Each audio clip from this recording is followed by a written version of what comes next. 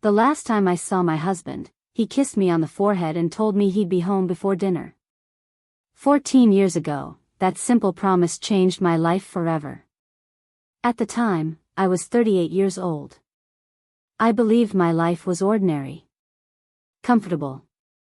Predictable. Safe. I had been married to Michael for nearly 12 years. We lived in a modest house near a small lake in northern Michigan. Our marriage wasn't perfect, but whose is? We argued about money occasionally. We disagreed about little things. Sometimes he worked too much. Sometimes I complained too much. But none of it seemed unusual. At least that's what I told myself. Looking back now, I can see the signs. The late-night phone calls. The sudden business trips. The way he always turned his phone screen away from me. The emotional distance. The excuses. But when you've spent over a decade loving someone, you become skilled at explaining away things you don't want to see. You tell yourself they're tired. You tell yourself they're stressed. You tell yourself everything is fine. I certainly did. Until the fire. I still remember that day with painful clarity. The sky had been dark since morning. A storm rolled across the lake. Heavy winds shook the trees. I spent most of the afternoon visiting my grandmother's cottage a few miles away. The cottage had belonged to my family for generations. After my grandmother passed away, it became mine. I often escaped there when I needed quiet. That afternoon, I stayed longer than expected. Around 6 o'clock, my phone rang. The caller ID showed an unfamiliar number. Normally, I would have ignored it. Something made me answer. Hello? Is this Sarah Thompson? My stomach tightened. Yes. The voice became serious. This is Officer Reynolds from the County Sheriff's Department. My heart immediately started racing.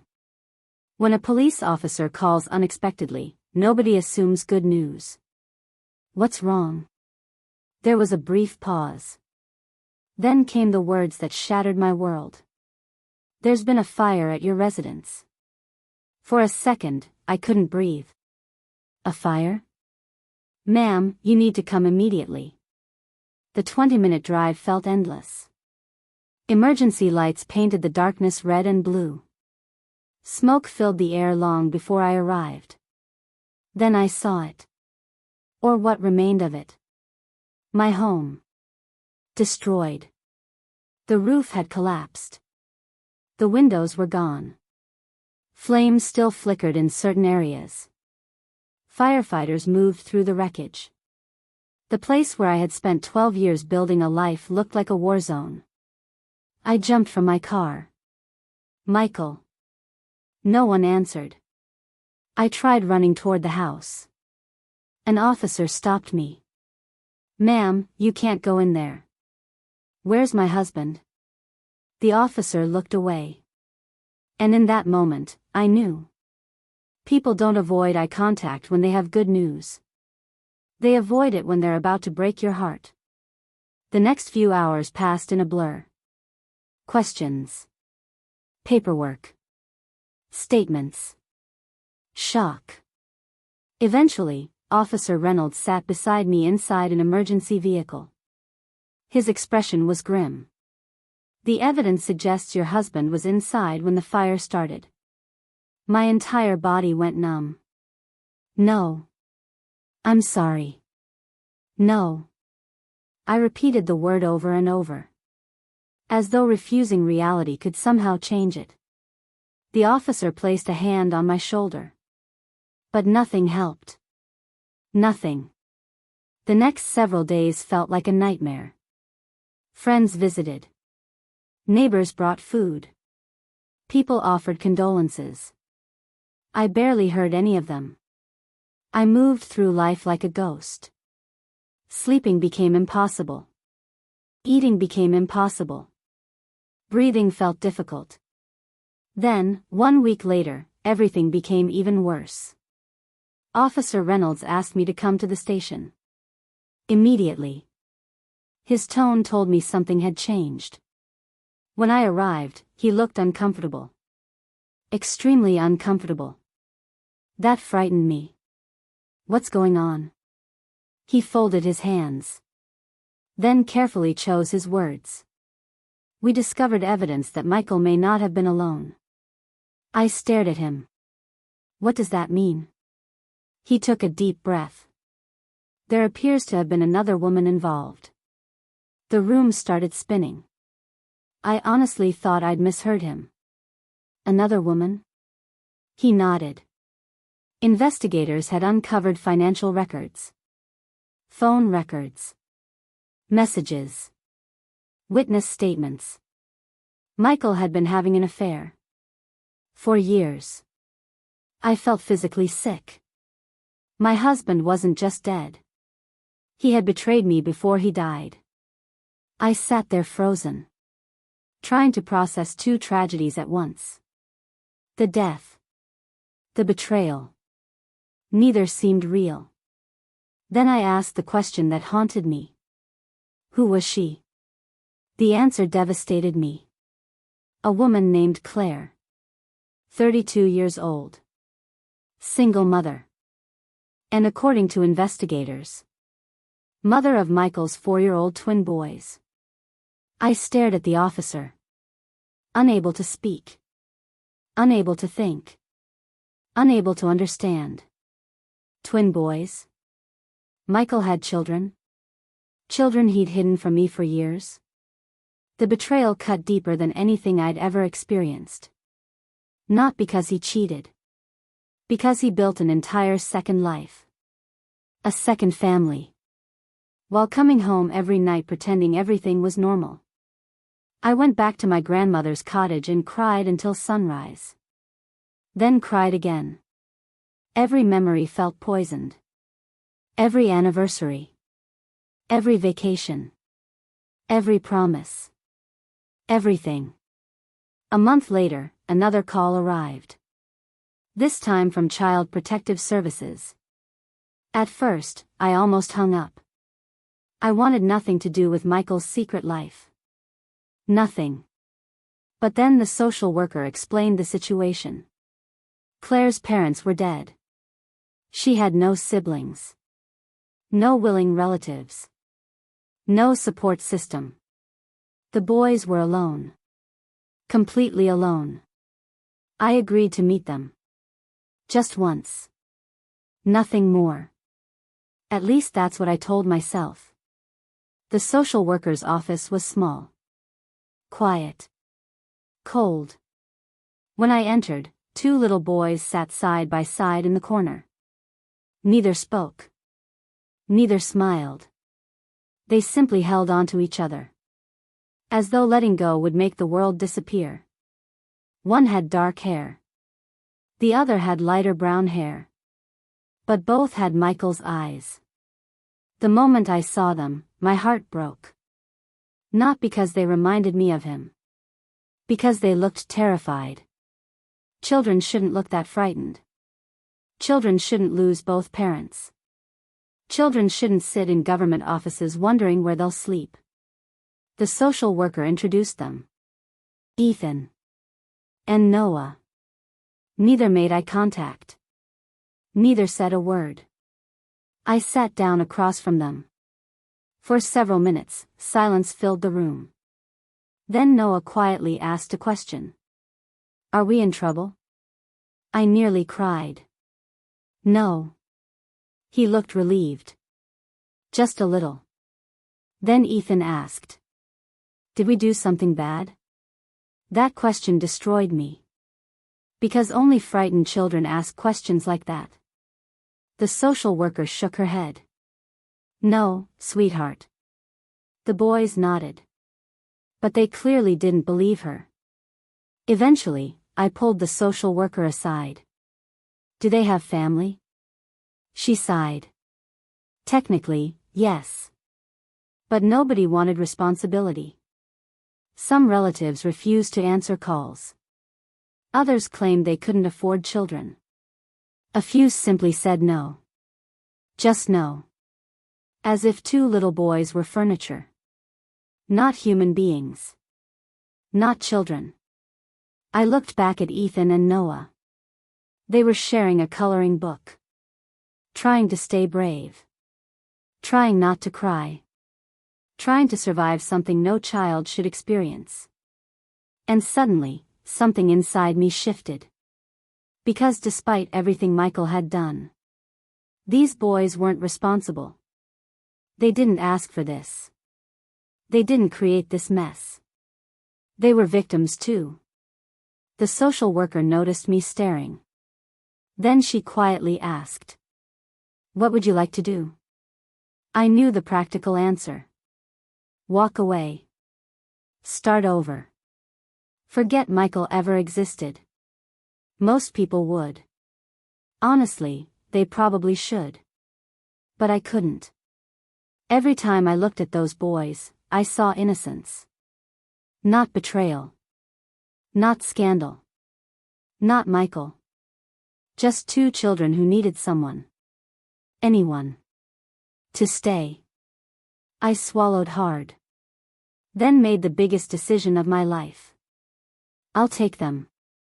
The social worker blinked. What? I'll take them. Even I couldn't believe the words coming out of my mouth. The decision sounded insane. I wasn't their mother. I wasn't even related to them. They were living proof of my husband's affair. Yet somehow it felt right. For the first time since the fire, something felt right. The social worker looked stunned. Then emotional. You understand what this means? I nodded. Not really. But enough. The paperwork process took months. Court hearings followed. Background checks. Legal evaluations. Questions. Endless questions. Friends thought I was crazy. Some relatives openly criticized me. One cousin actually said, "Why would you spend your life raising his affair children?" The answer was simple. Because someone had to. And because children deserve better than the mistakes of adults. Finally, the adoption became official. Ethan and Noah came home. Not to a mansion. Not to a perfect family. Just to my little lakeside cottage. A place filled with uncertainty. But also safety. The first night was difficult. The boys barely spoke during dinner. They picked at their food. Avoided eye contact. And jumped whenever a door slammed. Trauma had settled deep inside them. That night, I tucked them into bed. They shared a room. A choice they insisted on. Neither wanted to sleep alone. I understood. As I turned off the light, Noah spoke. His voice was barely audible. "Do you think Daddy will ever come back?" The question froze me. My heart shattered all over again. Because I didn't know the answer. At least not the real answer. And 14 years later, I would discover that neither did anyone else. Becoming their mother. The first night Ethan and Noah slept in my cottage, I barely slept at all. Every few hours, I quietly checked on them. Not because they needed me. Because I needed reassurance that they were okay. Both boys slept in the same bed despite having separate ones. They clung to each other even while sleeping. As if letting go might make the other disappear. Looking at them broke my heart. Just a few months earlier, they had a mother. A father. A home. Now they had none of those things. And somehow, I had become the person responsible for helping them heal. The problem was I didn't know how. I wasn't a mother. I had never raised children. I barely knew how to take care of myself after losing Michael. Yet every morning those boys looked to me for answers. For comfort. For safety. And I refused to let them down. The first year was the hardest. Far harder than anyone around me realized. The boys had nightmares almost every night. Sometimes I would hear crying from their room around 2 or 3 in the morning. When I entered, one of them would already be awake comforting the other. That alone told me how much pain they carried. One night Ethan wrapped his arms around me and asked, "Are you leaving too?" The question nearly destroyed me. I hugged him tightly. "No." "Promise?" "I promise." For a long time, he refused to let go. That was when I realized something important. Children don't need perfection. They need consistency. They need someone who stays. And I intended to stay. Financially, things weren't easy. After the fire, most of my savings disappeared. Insurance covered some losses but nowhere near enough. Raising 2 growing boys was expensive. Food, clothes, school supplies, medical bills. Every month felt like a balancing act. There were nights I skipped meals so the boys could have more. They never knew. And I never planned to tell them. Because that's what parents do. They sacrifice quietly. The hardest part wasn't money. It was the judgment. People had opinions. Everyone seemed to have opinions. Some thought I was noble. Others thought I was foolish. A few were openly cruel. One afternoon at a family gathering, my aunt cornered me near the kitchen. She lowered her voice. "You know they're not your responsibility." I forced a smile. "I know." "Then why are you doing this?" I looked across the room. Ethan and Noah were building a puzzle together. Laughing. Actually laughing. Something they rarely did during those early months. Then I answered honestly. Because they need someone. My aunt shook her head. "You're wasting your life." I never forgot those words. Especially years later when she completely changed her opinion. But at that moment, they hurt. Because deep down, I sometimes wondered if she was right. Then the boys would hug me. Or laugh. Or smile. And the doubt disappeared. As time passed, our little family slowly found its rhythm. Mornings became predictable. Breakfast together. School. Homework. Dinner. Bedtime stories. Simple things. Normal things. Things I once took for granted. The boys began healing. Slowly. Painfully. But visibly. Their teachers noticed first. Then neighbors. Then friends. The fear in their eyes gradually faded. Trust replaced it. Hope replaced it.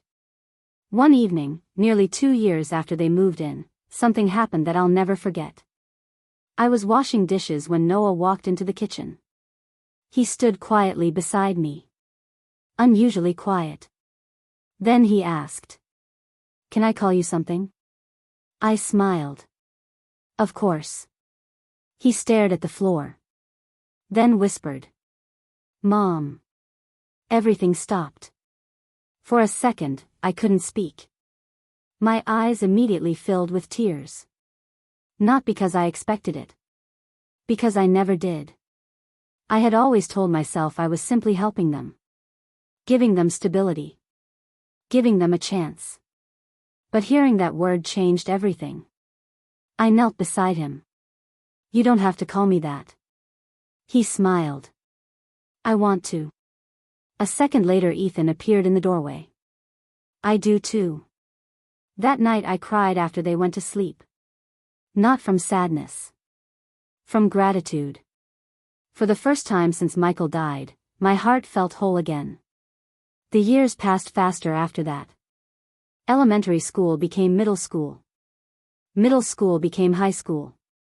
The boys thrived. Ethan became outgoing and confident. Noah became thoughtful and ambitious. Both were kind. Remarkably kind. Which mattered more to me than grades or achievements ever could. Then came the day I thought my life had finally settled. The day both boys left for college. I spent the entire morning pretending not to cry. They noticed anyway. Mom. Ethan laughed. We're not moving to another country. Noah smiled. We'll call every day. I hugged them both. Probably too tightly. But I didn't care.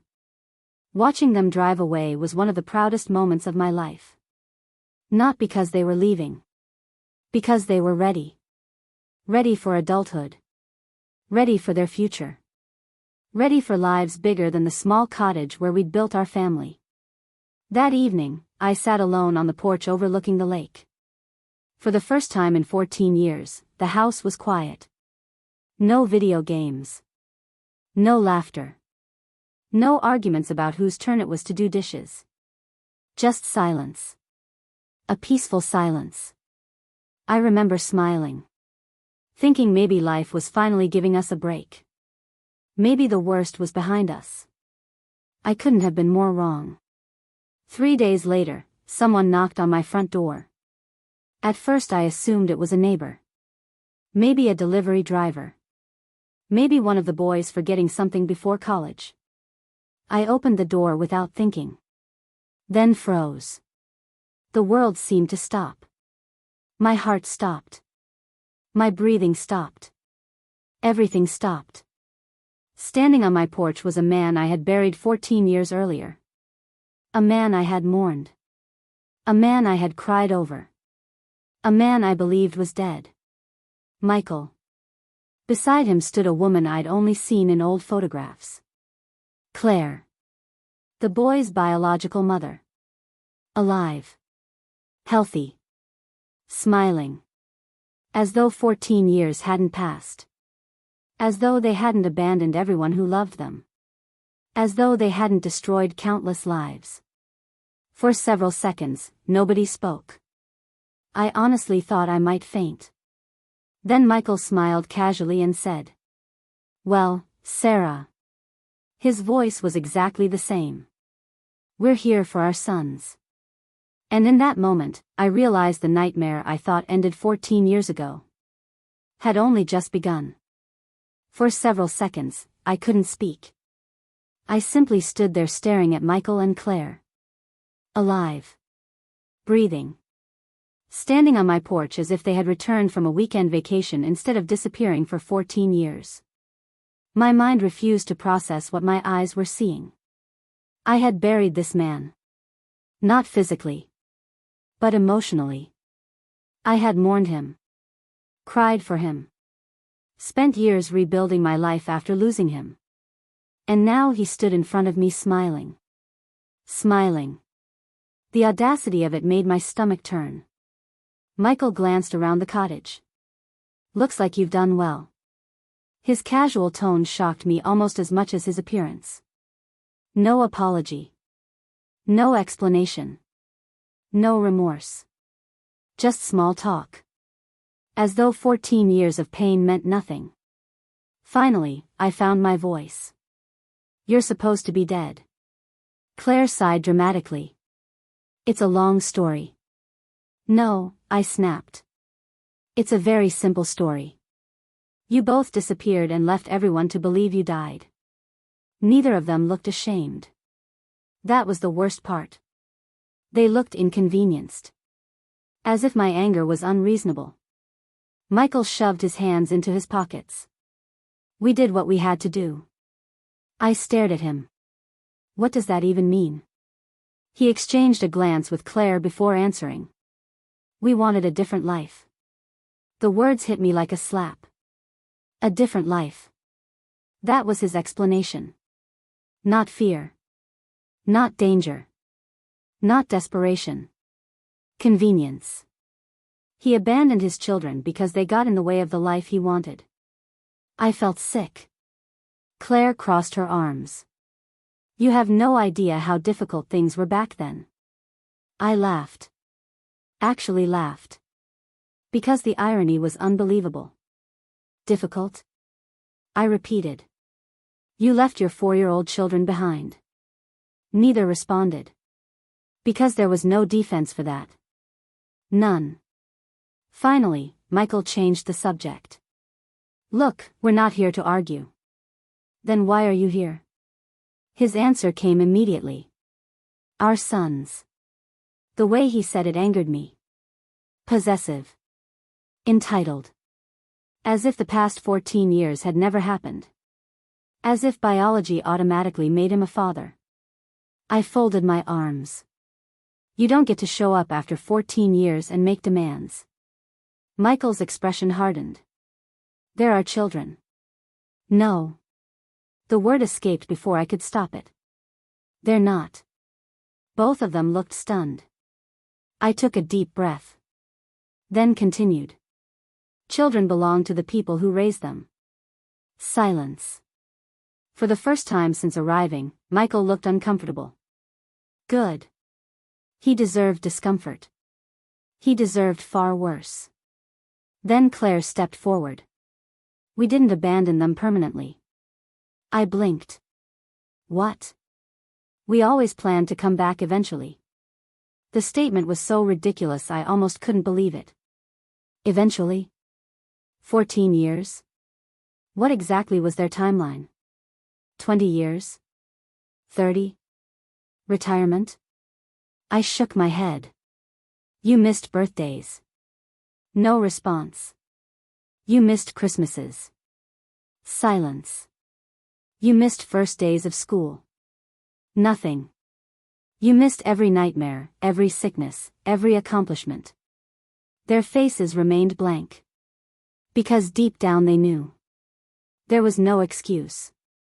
Then Michael finally revealed the real reason for their return. And it was somehow worse than I imagined. A major opportunity came up. I stared at him. What opportunity? His chest puffed out slightly. I'm about to become CEO of a national technology company. The statement explained everything. Suddenly the pieces fit together. This wasn't about love. It wasn't about regret. It wasn't about family. It was about image. Claire smiled proudly. The board wants executives with strong family values. There it was. The truth. The entire reason they were standing on my porch. Not because they missed their sons.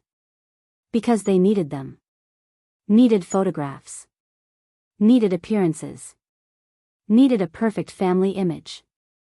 The boys were props. Nothing more. My hands trembled with anger. Not because of what they had done to me. Because of what they were trying to do to Ethan and Noah. Those boys had spent 14 years healing. Building confidence. Learning trust. Now these two strangers wanted to walk back into their lives and pretend to be parents. I wouldn't allow it. Not without a fight. Michael seemed to mistake my silence for surrender. We appreciate everything you've done. Appreciate. The word nearly made me explode. Appreciate? As though I'd watched their dog for a weekend. As though raising two traumatized children for 14 years was a favor. Claire nodded. Honestly, we couldn't have done what we did without you. The casual cruelty of that sentence took my breath away. They were thanking me. Thanking me for sacrificing my life so they could enjoy theirs. I realized then that neither of them felt guilty. Not truly. People capable of that level of selfishness rarely do. They had spent 14 years convincing themselves their choices were justified. And now they expected everyone else to agree. Michael smiled. So when can we see the boys? I looked directly into his eyes. For the first time since he arrived, I felt calm. Very calm. Because an idea had just formed in my mind. A simple idea. One that would expose every lie they had built their new lives upon. And they were arrogant enough to walk straight into it. I smiled. A small smile. The first smile I'd managed all evening. Okay. Both of them looked surprised. Michael's face brightened instantly. Okay? I nodded. You can see them. Claire sighed with relief. Michael actually smiled. They thought they had one. That was the funny part. They truly believed I was giving in. Then I continued. But I have one condition. The smiles disappeared. Immediately. Michael frowned. What condition? I stepped aside and pointed toward the lake. The evening sun reflected across the water. Calm. Peaceful. The complete opposite of what was happening inside me. Then I looked directly at them. The boys hear everything. Both faces froze. I continued. Every detail. Silence. The affair. More silence. The fake deaths. Claire's face turned pale. The abandonment. Michael swallowed hard. The lies. Neither moved. Neither spoke. Because for the first time, they realized something important. Their sons weren't 4 years old anymore. They were adults. Adults capable of making their own decisions. Adults capable of judging right from wrong. Adults capable of hearing the truth. And suddenly Michael didn't look nearly as confident. What exactly have you told them? He asked quietly. I smiled again. Because his fear revealed everything. The answer was simple. Nothing. That surprised him. But what I said next terrified him. I never spoke badly about either of you. Both looked relieved. For a moment. Then I finished. But after they hear the truth from your own mouths. I stepped closer. They'll decide for themselves who their real parents are. Neither smiled after that. Neither looked confident. And as they walked back to their car, I noticed something for the first time. They weren't afraid of me. They were afraid of the boys. Because deep down, they already knew the truth. Love isn't built through biology. It's built through presence. And for 14 years. They had been absent. The next morning, I called Ethan and Noah. I kept my voice calm. Can you come home this weekend? Something important has happened. Both boys heard the tension immediately. Is everything okay? Noah asked. No, I answered honestly. But I'd rather tell you in person. Neither pressed for details. They arrived Saturday afternoon. Watching them walk up the path reminded me how much they'd grown. Noah was taller than I was now. Ethan carried himself with the same quiet confidence George once had. They hugged me before either spoke. That simple gesture nearly made me cry. For 14 years, these boys had become my family in every way that mattered. And now I was about to tell them something that could change everything. I led them inside. Michael and Claire were already there. The moment the boys saw them, confusion spread across their faces. Ethan frowned. Noah looked between me and the strangers. Who are they? Michael took a step forward. His voice trembled slightly. Boys, it's me. Silence. Neither boy moved. Neither smiled. Michael swallowed. I'm your father. The room became unbearably still. I watched the words hit them. Shock. Disbelief. Confusion. Then Noah laughed once. A short, disbelieving laugh. That's not funny. Claire stepped forward. It's true. Ethan looked at me. His eyes searched my face for confirmation. I nodded slowly. The color drained from his face. For a long moment, nobody spoke. Then Ethan whispered. But you died. Michael looked down. No. I didn't. The silence that followed felt endless. Finally, Noah asked the question that mattered most. Where have you been? Michael hesitated. That hesitation told the boys everything before he even answered. We left. Noah stared at him. For 14 years? Claire tried to soften the explanation. We needed a fresh start. The words landed badly. Very badly. Ethan took a step back. You abandoned us. No, Michael said quickly. It wasn't like that. What was it like then? Noah demanded. Neither answered. Because there was no good answer. I stayed quiet. This wasn't my moment to control. This was their moment to understand. Michael cleared his throat. We thought we were doing the right thing. Ethan looked stunned. You thought disappearing was the right thing? Claire reached toward him. We loved you. He pulled away before she could touch him. No. The word came out sharp. If you loved us, you wouldn't have left. The room fell silent again. I could see panic building in Michael's face. This wasn't the reunion he imagined. He had expected tears. Forgiveness. Gratitude. Instead, he was facing two young men who had learned the difference between words and actions. Noah crossed his arms. Why come back now? Michael glanced at Claire. Then answered. My company wants a stronger family image. The honesty was almost impressive. Almost. Ethan stared at him in disbelief. So this is about your job. It's not just that. It sounds exactly like that. Claire stepped in. We wanted to reconnect.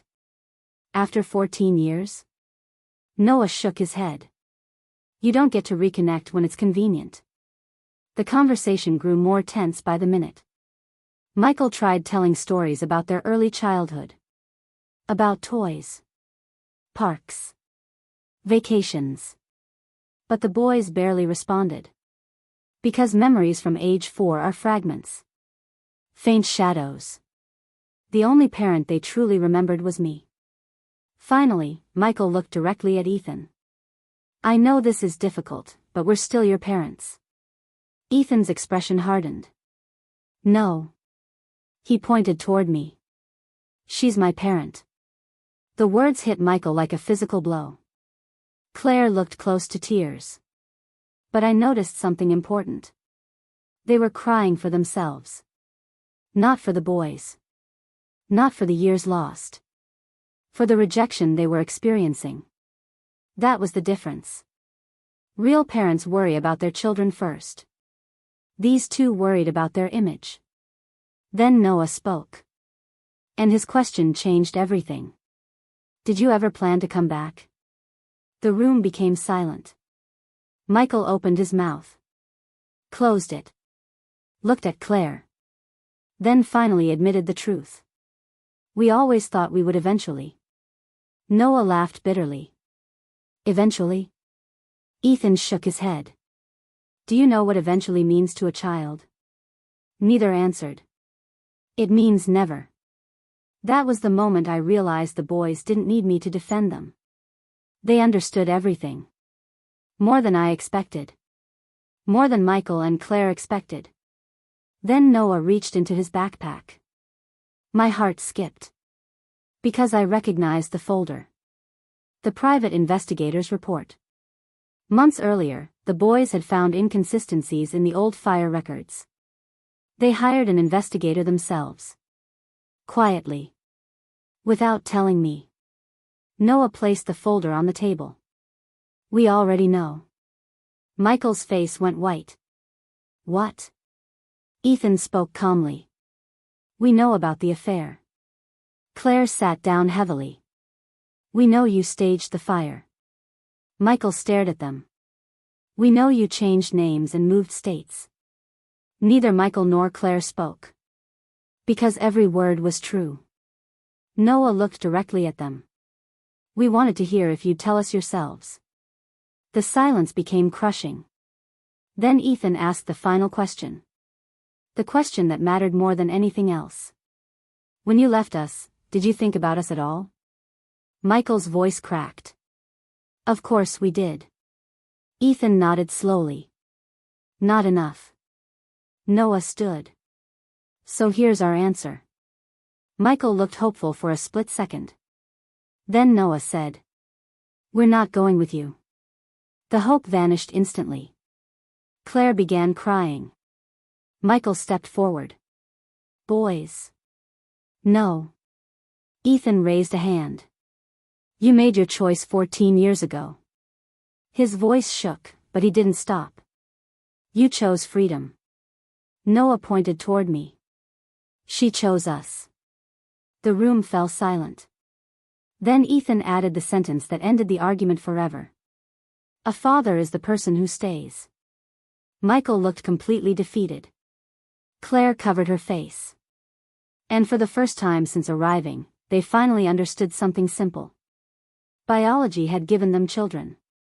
But love, sacrifice, and 14 years of showing up had made me the boys' true parent. And there was nothing they could do to change that now. After Michael and Claire left the cottage, silence filled the room.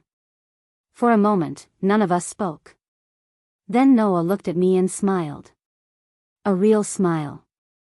The same smile I'd seen when he learned to ride a bike. The same smile I'd seen when he graduated high school. The same smile that reminded me why every sacrifice had been worth it. Mom, he said softly. That one word broke me. Not because it was new. Because after everything that had happened, he still chose me. Ethan walked over and wrapped his arms around me. We're not going anywhere. Tears filled my eyes. For 14 years, I had worried about making the right decisions. I worried when money was tight. I worried when they were sick. I worried when they struggled in school. I worried I would never truly be enough. Yet standing there, I finally realized something. Love had never been about being perfect. It was about being present. A few months later, news of Michael's deception spread through his company. The executives learned about the fake deaths, the abandoned children, and the lies he'd hidden for years. The CEO position disappeared almost overnight. The image he spent 14 years building collapsed because it was built on dishonesty. Meanwhile, Ethan and Noah returned to college stronger than ever. They didn't leave with anger. They left with clarity. They finally understood that family isn't defined by blood. It's defined by the people who stay when life gets difficult. Years later, at their college graduation, thousands of people filled the auditorium.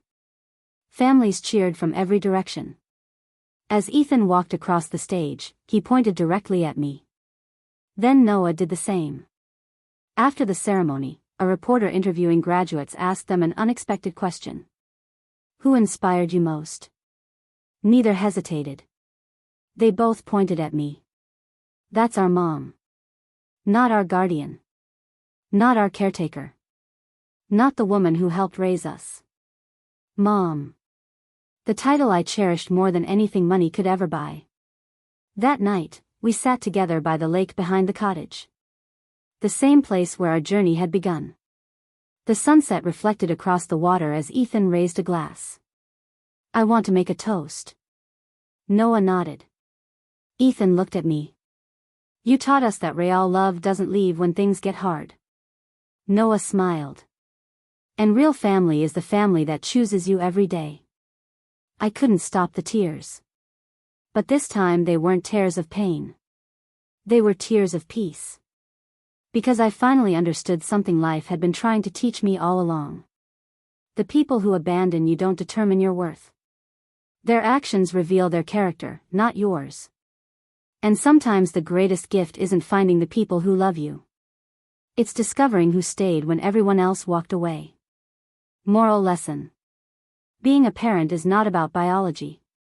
It's about sacrifice, responsibility, and unconditional love. The people who stand beside you in your darkest moments are your true family. Blood may create a connection, but loyalty, love, and presence create a bond that lasts forever.